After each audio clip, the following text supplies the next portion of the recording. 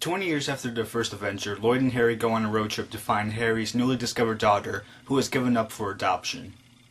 This is my review of Dumb and Dumber 2.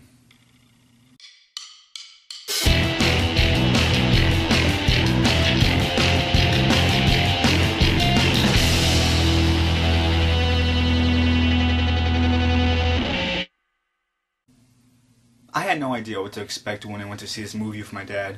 And I say that because when I was watching the trailers for the movie, there were parts of the trailers that I thought to myself, that looks good.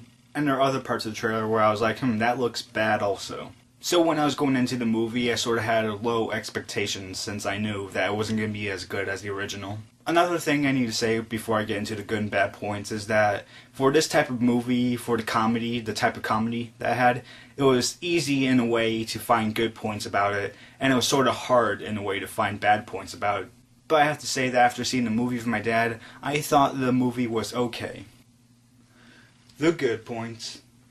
For the type of comedy that I had, I'll say that the slapstick humor and the dark comedy were good. Because there were moments in the movie where I was either chuckling or laughing out loud a little bit. And I think the reason that the slapstick humor and the dark comedy were good was because of the chemistry between Jeff Daniels and Jim Carrey when they were playing Harry and Lloyd.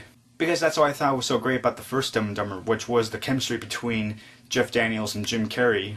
But even though this movie doesn't have as many memorable moments as the first Dumb and Dumber movie, I still think that this Dumb and Dumber movie is funny. Another good point I could come up about the movie was the directing by the Farrelly brothers. I believe that's how you say their name, the Farrelly brothers. Because for what the movie gave us, I thought the Farrelly brothers did a good job with the comedy that they had. And really the only other good point I can come up with is with the editing. Because the movie was edited in a way where it just went by fast. And the movie didn't really stop, it just went on, and that's what it needed because this is a type of movie that doesn't need to be stopped. The bad points.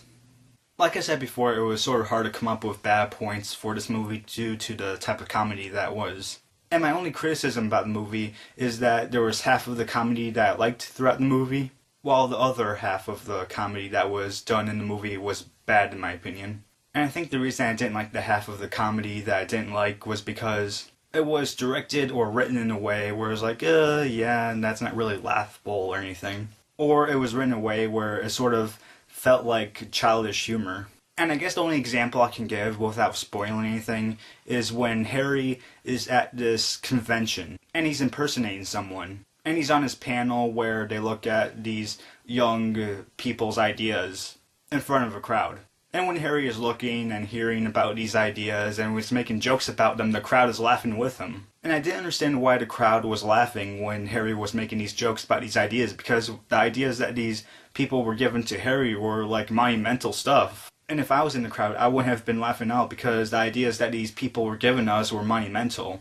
And I would have asked the crowd, like, why are you guys laughing? Because the ideas that these people are giving us are monumental. And it can save people's lives, so I don't see what's so funny about that.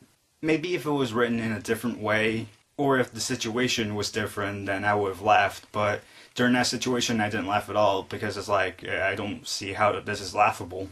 So like I said, I saw this movie with my dad. My dad gives this movie a 2.5 out of 4 stars. And that is my same rating, a 2.5 out of 4 stars. If you're expecting this movie to be as good as the first Dumb and Dumber, then don't be surprised when you find out that it isn't. And you don't really need to see this movie right now in theaters. You can just wait for it to come out on DVD and Blu-ray so you can rent it. But if you're a really big fan of comedies, then okay, I guess you can go see it. And I'm not going to spoil anything for you guys, so that's my review, and yeah, I'm sorry if it's short, because it was really easy to find the good points, but it's really hard for me to find any bad points about it, except for the humor, which is the thing that largely degraded this movie. But anyways, that's my review for Dumb and Dumber 2, hope you guys liked it, and other than that, guys, that's it.